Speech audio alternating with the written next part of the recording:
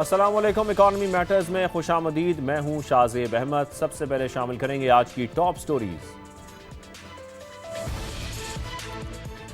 पाकिस्तान में कारोबारी एतमाद में बेहतरी, बजट पर कारोबारी इदारों के तहफ़्फ़ुज़ात बरकरार। गैलप सर्वे के मुताबिक मौजूदा कारोबारी सूरत हाल पर एतमाद में 9% बेहतरी आई है। 45% ने बेहतर करार दिया। 39% कारोबारी इदारों ने बजट को मनफी, 18% ने मुस्बत करार दिया। पेट्रोलियम मसनूआत की कीमतों के रोजाना तयन का नया निज़ाम। पेट्रोल मजीद ₹6.39 महंगा। नया रेट ₹327.12। डीजल की कीमत में ₹7.83 इजाफा किया गया। नई कीमत ₹375.04 हो गई। और मशरक़ वस्ता में कशीदगी। आलमी मंडी में खाम तेल की कीमत में मजीद 3.5% तक इजाफा हुआ। बरतानवी ब्रेंड 97, अमरीकी WTI क्रूड की $89 फी बैरल में ट्रेडिंग। और आपको गैर मुल्की करेंसीज का इंटरबैंक में डॉलर की कदर को देखा जाए तो आज भी 1 पैसे की कमी हुई है, जिसके बाद इसकी कीमत ₹277.90 पर आ गई है। तो यूरो को देखें तो इसकी कीमत में 31 पैसे इजाफा हुआ। बरतानवी पाउंड 24 पैसे सस्ता हुआ, जिसके बाद इसकी कीमत ₹371.51 पर आ गई है। गोल्ड मार्केट की बात करेंगे रोजाना की तरह। आज भी हम जिक्र करेंगे मुल्क में सोने की कीमत में 3 रोज के बाद कमी हुई है। फी तोला ₹1800 सस्ता हुआ है। कीमत ₹4,32,000 हो गई है, जबकि 10 ग्राम के रेट्स में ₹1500 कमी हुई है। इंटरनेशनल मार्केट को देखा जाए तो $18 फी ओन सस्ता हुआ, जिसके बाद इसकी कीमत $4096 पर आ गई है। आज के मौजू की तरफ आते हैं। आज के प्रोग्राम में हम जिक्र करेंगे GSP प्लस स्टेटस का। एक तरफ जहां मशरक़ वस्ता की कशीदगी से पाकिस्तान बुरी तरह मुतासर हो रहा है, वहीं अब यूरोपीय यूनियन में भी कुछ ऐसी डेवलपमेंट हुई जिसको पाकिस्तानी एक्सपोर्ट के लिए खतरे की घंटी कहा जा रहा है। यूरोपीय यूनियन ने GSP प्लस स्टेटस बरकरार रखने के लिए पाकिस्तान से डू मोर का मुतालबा किया है।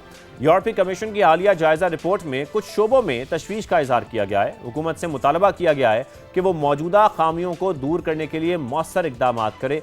यूरोपीय यूनियन ने आलमी कन्वेंशन की तादाद भी 27 से बढ़ाकर 34 कर दी है। अब माहौलियात का तहफ़्फ़ुज़, क्लाइमेट चेंज, गुड गवर्नेंस को तरजीहात में भी शामिल किया गया है। इंसानी हकूक और लेबर राइट से मुतालिक इस्लाहात तेज करने पर जोर दिया गया है। फिर पाकिस्तान को अब 1 जनवरी 2027 से नए फ्रेमवर्क के लिए क्वालिफाई करना होगा। उसके लिए हमें क्या करना है, यह हमारे लिए क्यों इतना ज़रूरी है? ये इसलिए ज़रूरी है क्योंकि अगर हम अदाद-ओ-शुमार का जायज़ा लें तो मुल्क की 28% एक्सपोर्ट्स यूरोपीय यूनियन को जाती हैं। 2024 में बरामदात का हजम तकरीबन $9 अरब रहा। एक्सपोर्ट में सबसे बड़ा शेयर 70% से जायद वो हमारा टेक्सटाइल इंडस्ट्री का है। यूरोपीय कमीशन की रिपोर्ट के मुताबिक 2022 से 2024 तक पाकिस्तान की 90% बरामदात ने GSP प्लस से फायदा उठाया। सिर्फ 2024 में ही तकरीबन 732 मिलियन यूरो की टैरिफ रियायत हासिल हुई। एक तरफ 1 जनवरी से नए आलमी कन्वेंशन पर अमल दरामद की तलवार लटक गई है, तो दूसरी जानिब भारत और यूरोपीय यूनियन में मदर ऑफ ऑल डील्स की सूरत में खतरा मौजूद है। तर्जुमान दफ्तर खारजा ने अपने रद्द-ए-अमल में कहा कि यूरोपीय यूनियन की रिपोर्ट पाकिस्तान की पेशरफ्त का मजमूई अहाता नहीं करती। यूरोपीय कमीशन के साथ मुस्बत रवाबित बरकरार रखेंगे। दूसरी जानिब दुनिया को एक और खतरे का सामना भी है, उसका भी हम जिक्र करें। एशिया और यूरोप को मिलाने वाले अहम रास्ते यानी कि बहिरा अहमर पर भी खतरात मंडलाने लगे हैं। यमन के हौजियों की बाबुल मंदब में बहरी नाकाबंदी जारी है।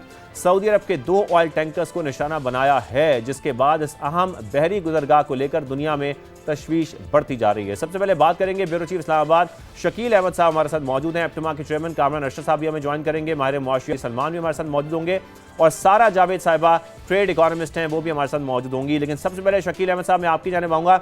शकील साहब, अगर हम देखें खासतौर पर जो तर्जुमान दफ्तर खारजा का रद्द-ए-अमल सामने आया है कि यूरोपीय यूनियन की रिपोर्ट पाकिस्तान की पेशरफ्त का मजमूई अहाता नहीं करती, लेकिन साथ में हम ये भी देख रहे हैं कि 95% यूटिलाइजेशन GSP प्लस में, इसका भी जिक्र हुआ है इस रिपोर्ट के अंदर। अगर ओवरऑल इस रिपोर्ट को देखा जाए हमारी एक्सपोर्ट्स को लेकर, आप कैसे देख रहे हैं इसको? क्या ये वाकई पॉजिटिव है या जितनी इस्लाहात की इस पर बात की गई है उस पर वाकई पाकिस्तान को बहुत ध्यान देना पड़ेगा?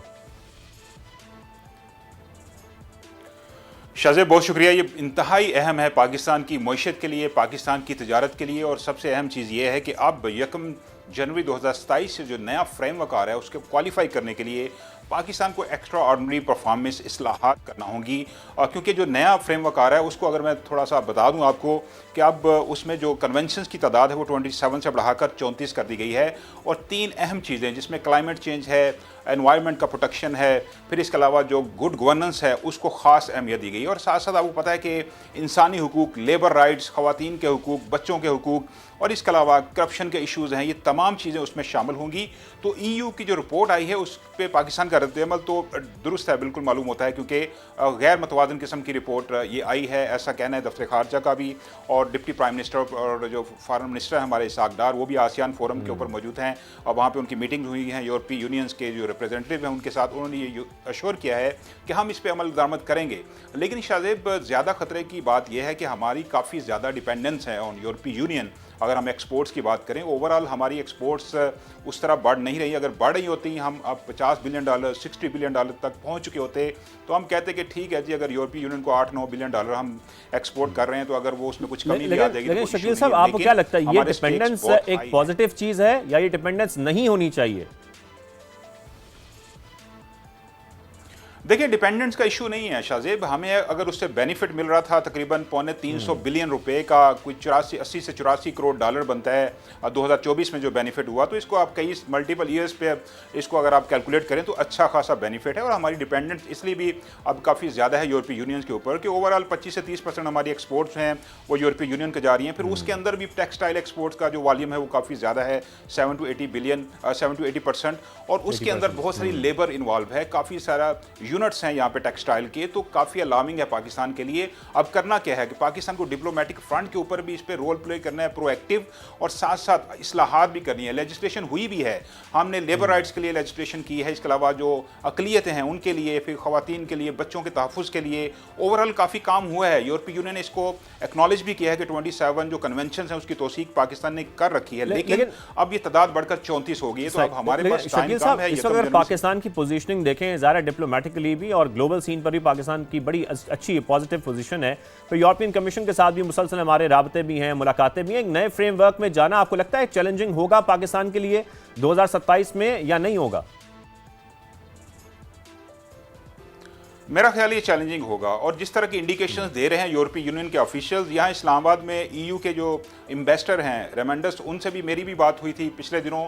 मैंने उनसे पूछा था कि ये ऑटोमेटिक होगा, पाकिस्तान आसानी से क्वालिफाई कर लेगा, तो उन्होंने अच्छा खासा उस पर लेक्चर दिया। उन्होंने कहा कि ऐसा नहीं है, पाकिस्तान के लिए काफ़ी मुश्किलात हो सकती हैं, क्योंकि हमारी एक्सपोर्ट्स का इशू ये भी है ना कि डाइवर्सिफाइड नहीं है। हम ज़्यादा टेक्सटाइल पे ऊपर रिलाई कर रहे हैं, फिर आ जाके हम चावल एक्सपोर्ट कर देते हैं। तो हमें टेक्सटाइल के अलावा बाकी जो सर्जिकल आलात हैं, एक्सपोर्ट जो स्पोर्ट्स गुड्स हैं, इसके अलावा फल सब्जियां हैं, इसके अलावा जो रबड़ मसनूआत हैं, फार्मास्यूटिकल्स हैं, तो डाइवर्सिफाई करना है, दीगर मार्केट्स भी ढूंढनी है, और जो यूरोपीय यूनियन के साथ ट्रेड है उसको प्रोटेक्ट भी करना है। तो वक्त काफ़ी महदूद है, इसके लिए लेजिस्लेशन भी चाहिए होगी, इस्लाहात भी करना होगी, और बड़ा सीरियस लेकर इसको चलना होगा। अदरवाइज पाकिस्तान के लिए इसमें मुश्किलात हो सकती हैं। आपको याद है कि फैटफ की मॉनिटरिंग जो थी, अब इन्होंने कहा कि हम मॉनिटरिंग करेंगे, और अगर डिस्कनेक्ट करना है, अगर किसी को ऑफलोड करना है GSP प्लस से, तो वो फौरी तौर पे होगा। और अगले 10 साल के लिए अरेंजमेंट हो रहा है 2027 से 2037 तक। तो बेनिफिट्स भी काफ़ी होंगे एक्सपोर्टर्स को, इन्वेस्टर्स को, लेकिन साथ साथ सख्त मॉनिटरिंग होगी यूरोपीय यूनियन की। और उसके लिए हमें अब तैयारी करना है हुकूमत पाकिस्तान को, और हमारे जो ओवरसीज़ मिशंस हैं उनको काफ़ी प्रोएक्टिव रोल इसमें प्ले करना पड़ेगा। बिल्कुल सही। हमारे साथ ही मौजूद रहिए, शकील साहब हमारे साथ मौजूद हैं, इस हवाले से बात कर रहे हैं। साथ में कर चुकी हैं सारा जावेद साहिबा, ट्रेड इकोनॉमिस्ट हैं। बहुत शुक्रिया सारा साहिबा।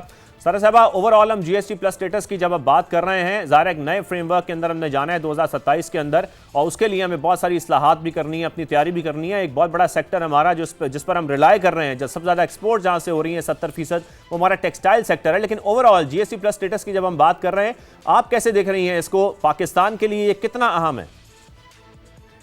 जी, thank you for having me. अच्छा, before I start answering your question, एक इम्पॉर्टेंट डिस्टिंक्शन है जो कन्वेंशंस के हवाले से मैं करना चाहूँगी।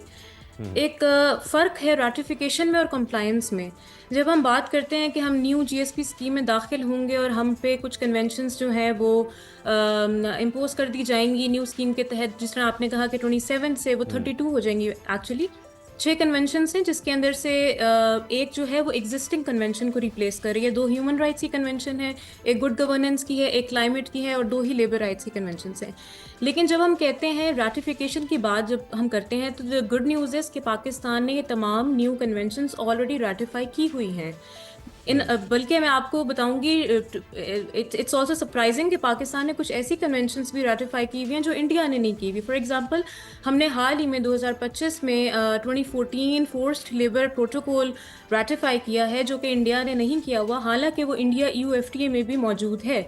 तो जब हम बात करते हैं कि GSP प्लस जो है बहुत स्ट्रिंजेंट हो जाएगा और बहुत मुश्किल हो जाएगा, उसका मतलब ये है कि जैसे ही हम न्यू स्कीम में दाखिल होंगे तो पाकिस्तान को इफ़ेक्टिवली कंप्लाई करना पड़ेगा इन नई स्कीम्स के साथ। डॉक्यूमेंटिंग इंपॉर्टेंट होगी और effectively reporting the progress around these conventions will be very important. अब वहाँ पे सवाल आता है कि क्या गवर्नमेंट में कैपेसिटी है इम्प्लीमेंटेशन की और रिपोर्टिंग की, जिसको हम कहते हैं कि GSP प्लस की नई स्कीम जो है वो मुश्किल हो जाएगी।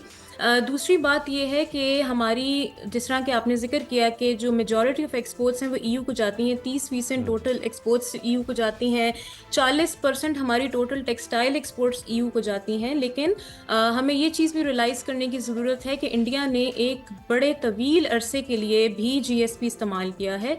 इंडिया ने जनवरी 2026 तक यूरोपियन यूनियन का GSP एग्रीमेंट इस्तेमाल किया है और उसके बाद वो FTA में आया है, और FTA में जाते जाते भी इंडिया को 20 साल लग गए नेगोशिएशंस करते हुए। तो आप अब अंदाजा कर लीजिए, unless and until we have वो बात आपकी ठीक है, लेकिन जब आप FTA का जिक्र कर रही हैं जो फ्री ट्रेड एग्रीमेंट कहलाता है, ज़ारा ये दो तरफा एक एग्रीमेंट होगा अब भारत का और यूरोपियन यूनियन का। अगर ये कामयाब हो जाता है, पाकिस्तान को भी कुछ इस तरह का सोचना चाहिए आपके ख्याल में? तो अगर पाकिस्तान, फिलहाल we do not have any other agreement in the west, जब तक हमारे पास कोई इस तरह की कोई ऑल्टरनेटिव प्रपोजल नहीं है, तो we have whatever we have, we should try our level best to retain it. GSP की जो रिपोर्ट अभी रिसेंटली आई है, जिसका आपने जिक्र किया है शुरू में, वो रिपोर्ट मेंशन करती है कि हमें सिर्फ 2024 में 732 मिलियन यूरोस की, जो कि लगभग $800 मिलियन बन जाते हैं, सिर्फ एक साल में टैरिफ एग्जेम्पशन मिली है।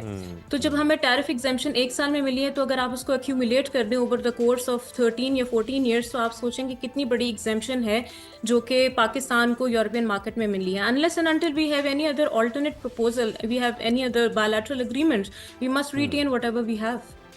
एग्जैक्टली और शकील साहब, अगर हम ज़ाहिर है जब इस एग्रीमेंट की बात कर रहे हैं और हमारा सारा मुआशी टीम का ध्यान इस तरफ होना चाहिए, तो फिर हमें ये भी देखना चाहिए कि हमारी टेक्सटाइल सेक्टर, जिसकी सबसे ज़्यादा हम देख रहे हैं कि एक्सपोर्ट्स में हिस्सा है, उसका जो पोटेंशियल है वो भी हम फुली इस्तेमाल कर सकें। ज़ाहिर है जितनी हम एक्सपोर्ट्स बढ़ा सकते हैं वो बढ़ा सकें। तो फिर हुकूमत को ये भी सोचना चाहिए कि हमारा जो टेक्सटाइल सेक्टर है उनकी क्या मुश्किलात हैं, उन मुश्किलात को भी दूर किया जाए।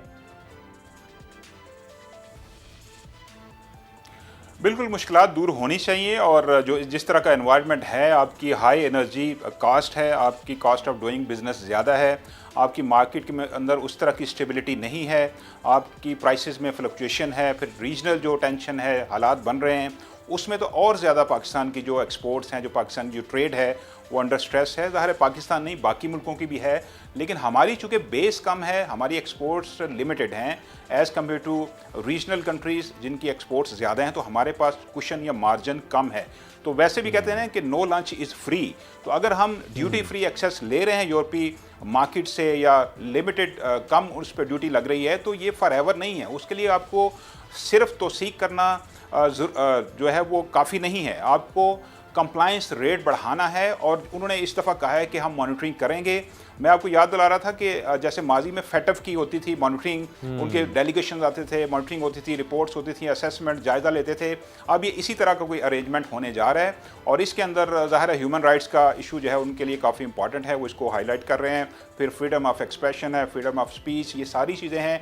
जेल इस्लाहात हमें करनी है, उन्होंने कहा है कि आपके यहाँ जेल की जो इस्लाहात हैं वो कुछ काम हुआ है लेकिन नाकाफ़ी है, और जो मुकदमात हैं ख़ास तौर पर जो हायर जुडिशरी के अंदर पेंडिंग केसेस हैं उनका नंबर बहुत ज़्यादा है, उसको रिड्यूस करना है। तो ये सारी इस्लाहात करना होंगी, तब जाके आपको ये सस्टेन कर पाएंगे। उन्होंने कहा है कि इस दफ़ा होगा ये, अगले जो सेटअप आ रहा है, जो फ्रेमवर्क 10 साल का, उसके अंदर अगर किसी को डिस्कनेक्ट करना है, निकालना है GSP प्लस से, तो वो क्विक होगा, फौरी होगा, अनलेस के जो कंट्रीज़ हैं पाकिस्तान जैसे, वो कंप्लाइंस रेट जो है उसको ज़्यादा स्विफ्टली इंप्रूव नहीं करते। बिल्कुल सही। सारा साहबा, एक कमेंट मैं आपसे लूँगा, फिर डॉक्टर अली सलमान साहब भी हमें ज्वाइन कर चुके हैं, उनको भी शामिल गुफ्तगू करेंगे। सारा साहबा, जिस तरीके से हम देख रहे हैं, जो मेजर बात इसमें सामने आ रही है, ज़ाहिर है पाकिस्तान के जो एफर्ट्स हैं उसकी तारीफ भी की गई है, ख़ासतौर पर जब हम ह्यूमन राइट्स की भी बात कर रहे हैं ख़ासतौर पर। लेकिन जो एक जिक्र किया गया इस रिव्यू रिपोर्ट में, वो ये भी है कि लेजिस्लेटिव नेचर का काम तो हो रहा है, लेकिन ऑन ग्राउंड जब हम बात करते हैं तो उसका जो समर है वो हमारी जो आवाम है उस तक नहीं पहुंचता, जो इन्फोर्समेंट है वो नहीं हो पाती। तो इस पर भी हुकूमत को ज़रा सोचना होगा।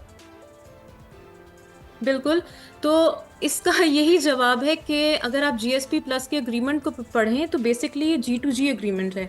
इसमें जितनी भी कन्वेंशंस रेटिफाई होती हैं, जिनके साथ कंप्लायंस करनी होती हैं, अपार्ट फ्रॉम सम कन्वेंशंस जिसमें लेबर राइट्स की कन्वेंशंस आती हैं, ज़्यादातर ताल्लुक गवर्नमेंट की कंप्लायंसेस के साथ ही बनता है। सवाल ये आता है कि गवर्नमेंट के पास क्या कैपेसिटी है इन तमाम कन्वेंशंस के साथ कंप्लाई करने के लिए। अगर आप ईयू के साथ फ्री ट्रेड एग्रीमेंट की बात भी करते हैं, जो कि इंडिया ने हाल ही में साइन किया है, तो मैंने खुद पढ़ा है उस एग्रीमेंट को बैठ के डिटेल में।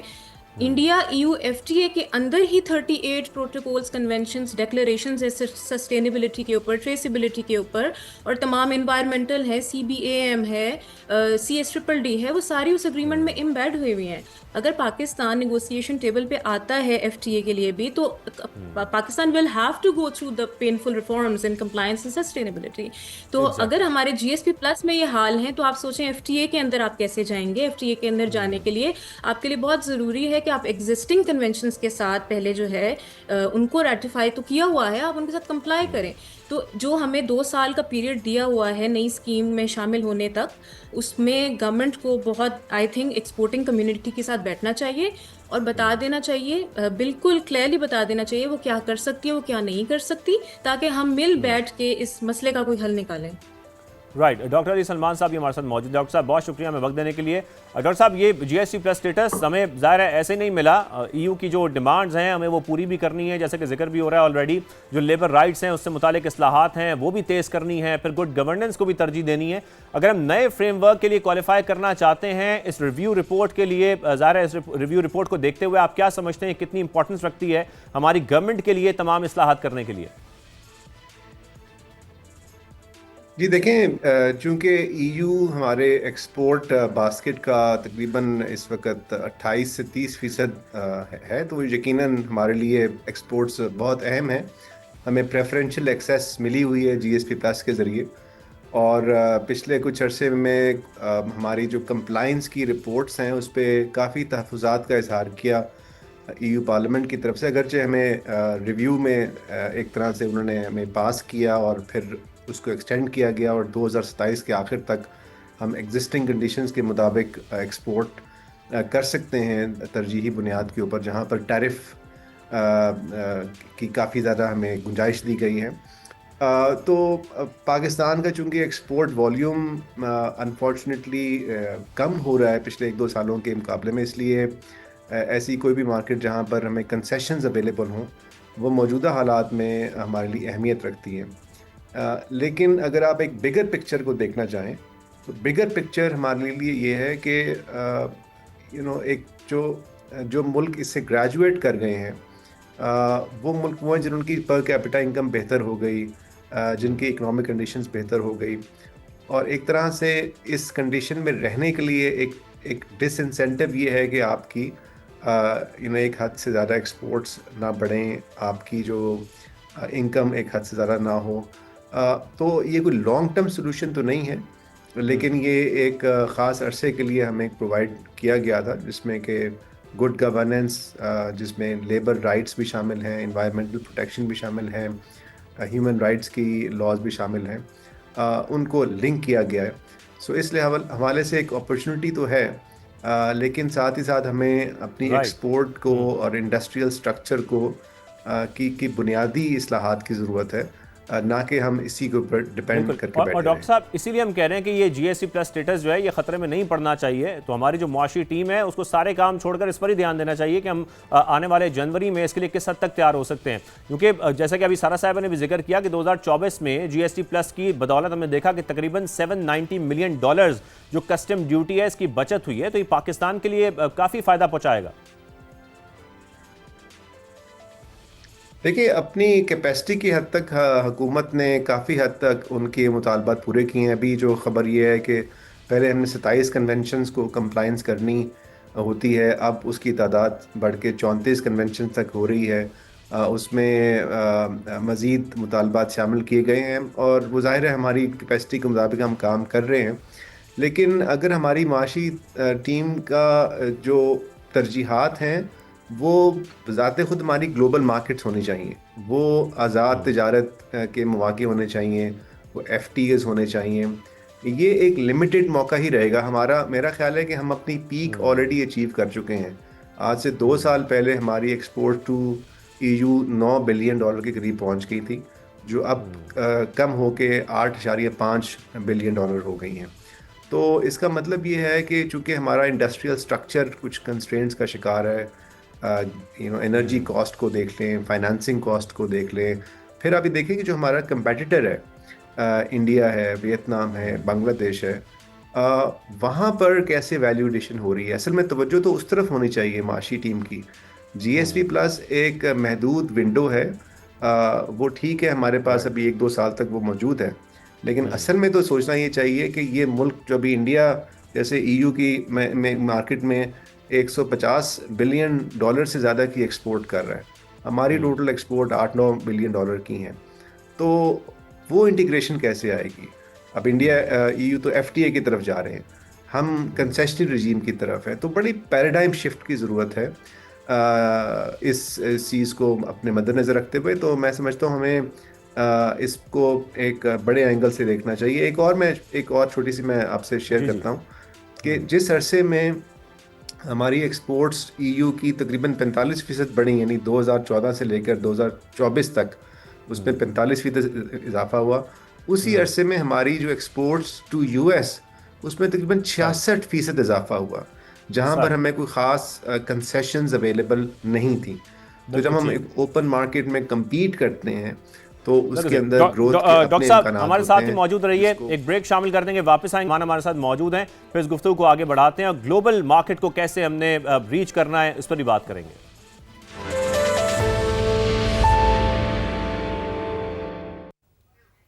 Welcome back. ग्लोबल मार्केट के वाले से ही बात करेंगे। शकील साहब, पहले मैं आपकी जानब आऊंगा कि जरा मुआशी टीम की भी बात कर लें, जो हमारी बरामदात हैं उसको बढ़ाने के लिए उनकी क्या तरजीहात हैं इस वक्त? देखिए, जो हमारी माशी टीम है उसमें भी कुछ तजादात हैं कहने और करने में, क्योंकि कुछ वज़रा कहते हैं आमदाद पे फोकस करने की ज़रूरत है, और पहले $50 बिलियन, $60 बिलियन, $100 बिलियन तक ले जाने की ज़रूरत है, $1 ट्रिलियन की इकानमी बनाना है पाकिस्तान को। लेकिन जो मेन मुआशी टीम है उसका फोकस कहीं और है, वो कर्ज़े लेने पे, बॉन्ड जारी करने पे और दीगर जो ममालिक हैं उनसे माली मुआवनत लेने पे उनका फोकस है।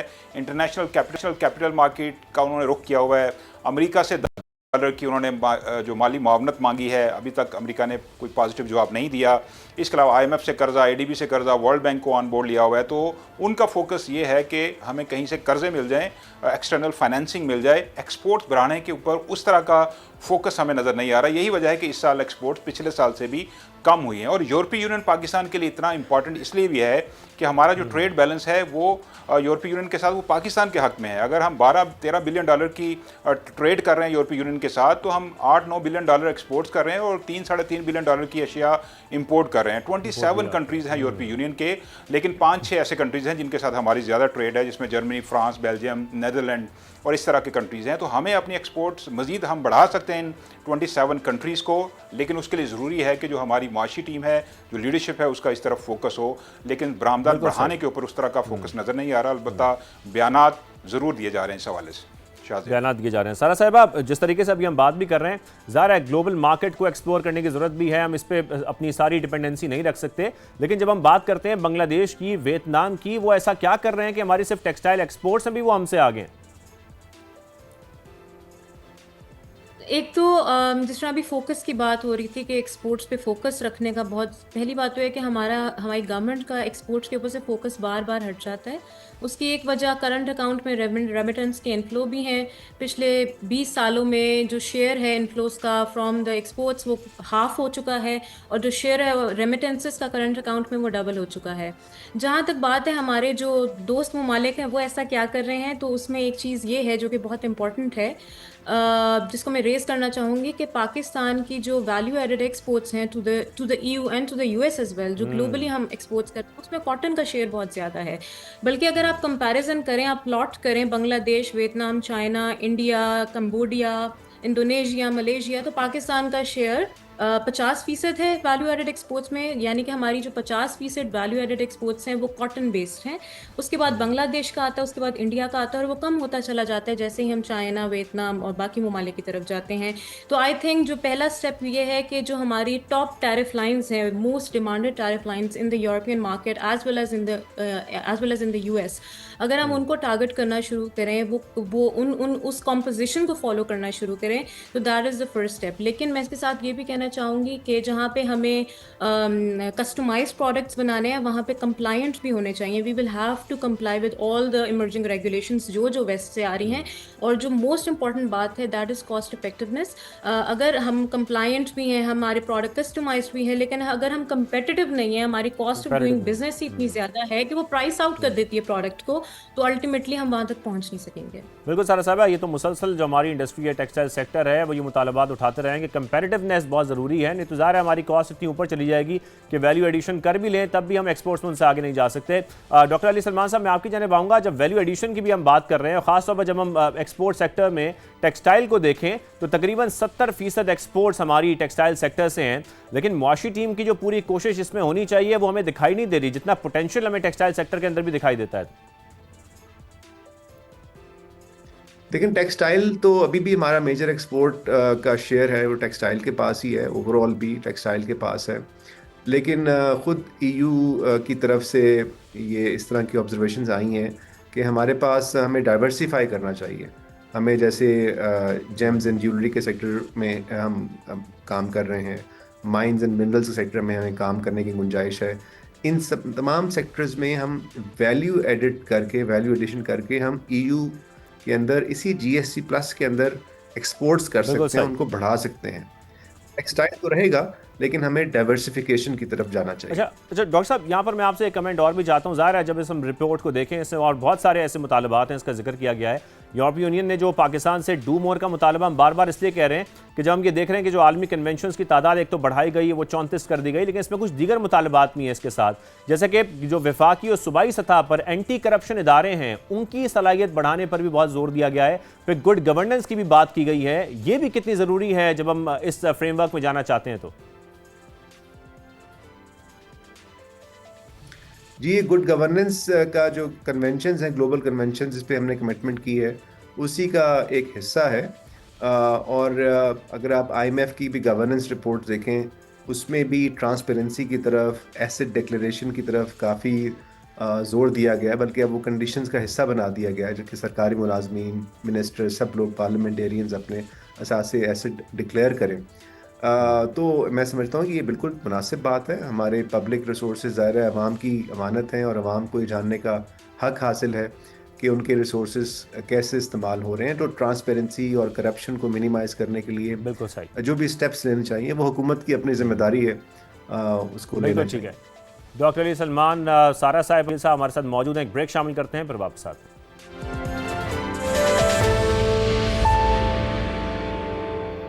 Welcome back. Doctor Ali Salman साहब, मैं दो फैक्टर्स का जिक्र करूंगा। एक तो डिप्लोमेटिकली हमारी पोजीशन इस वक्त अच्छी है ग्लोबल सीन पर, फिर इसका भी ज़्यादा फ़ायदा हासिल होगा नए फ्रेमवर्क में जाने के लिए। और सेकेंडली 94% यूटिलाइजेशन है जीएसपी प्लस स्टेटस की, तो ये दोनों चीज़ें काफ़ी पॉजिटिव हैं जब हम 2027 में दाखिल हो रहे होंगे और इस फ्रेमवर्क की बात कर रहे हैं।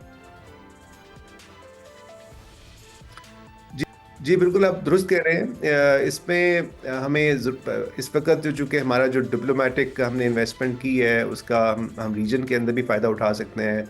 अमेरिका के साथ, जिस तरह आज ही खबर आई है रॉयटर्स की कि पाकिस्तान ने दरख्वास्त की है अमेरिका से $10 बिलियन की फॉरेन एक्सचेंज सपोर्ट के लिए, तो वो शायद उस तरफ हमारा डिप्लोमेटिक कैपिटल ज़्यादा इन्वॉल्व है ईयू के मुकाबले में। ईयू में हमें इसी फ्रेमवर्क में रहना पड़ेगा जब तक कि हम इस पर सिग्नेटरी हैं, और इसी फ्रेमवर्क में अपनी जो इम्प्लीमेंटेशन है उसको बेहतर करना पड़ेगा, रिपोर्टिंग को बेहतर करना पड़ेगा, और इसके साथ साथ जो ट्रांसपेरेंसी है उसको बेहतर करना पड़ेगा। और फिर ये प्रोविंशियल सतह के ऊपर, चूँकि ये तमाम जो शोबे हैं, लेबर, एनवायरनमेंट, उनका ताल्लुक सूबाई हुकूमतों से है, तो इस पर हमें अपनी कैपेसिटी को बढ़ाने की ज़रूरत है, खुद वफाकी हुकूमत में भी और साथ साथ सूबाई हुकूमतों में भी, जहाँ बिल्कुल जहाँ सही। भी इनकी कंप्लायंस की रिक्वायरमेंट्स है वहाँ पर कैपेसिटी को बेहतर करने की बिल्कुल अशद ठीक है। ज़रूरत है। लास्टली सारा साहिबा, मैं आपसे एक कमेंट चाहता हूं। इस वक्त एक और जो सूरत हाल बनती है हम देख रहे हैं रिसेंटली, उसमें हम जिक्र करेंगे जो ग्लोबल चोक पॉइंट है बाबुल मंदब की, हम इस वक्त देख रहे हैं कि नाकाबंदी की गई है। इससे ट्रेड किस हद तक मुतासर हो सकती है? लास्टली आप इस पर कमेंट कीजिएगा प्लीज। तो बेसिकली हमें देखना पड़ेगा हमारी ट्रेड किस तरफ हो रही है। एक्सपोर्ट्स हमारी वेस्टर्न मार्केट्स में जा रही होती हैं, हमें इंपोर्ट किया करते हैं, जो कि जहाँ पे आपने कहा है कि चोक पॉइंट है, तो इंपोर्ट्स के ऊपर डेफिनेटली इफेक्ट आएगा। लेकिन एक्सपोर्ट्स हमारी जो है वो बेसिकली क्योंकि वेस्टर्न मार्केट्स की तरफ गामजन है ज़्यादातर, तो आप कह सकते हैं कि वन साइडेड इम्पैक्ट आएगा वाया इंपोर्ट्स, क्योंकि हमारे एक्सपोर्टर्स ही इंपोर्ट कर रहे हैं तो वो ट्रांसफ़र करेंगे, उसकी इंक्रीज इन कॉस्ट जो है वो इफेक्टिवली एक्सपोर्ट में ट्रांसफ़र होगी, हमारी प्राइस कंपेटिटिवनेस के ऊपर इफेक्ट आता है। और ग्लोबली अगर देखा जाए तब भी ट्रेड मुतासर होगी, सिर्फ पाकिस्तान की बात अगर ना की जाए? आई थिंक पूरे रीजन की होगी, क्योंकि हम उस चोक पॉइंट से सिर्फ हमारी ही शिपमेंट्स नहीं क्रॉस करती। एग्जैक्टली। जितनी भी साउथ एशियन शिपमेंट्स हैं, काफ़ी ज़्यादा शिपमेंट्स क्रॉस करती हैं, तो वहाँ पे फिर बिल्कुल चैलेंज आ जाता है कंपेटिटिवनेस का।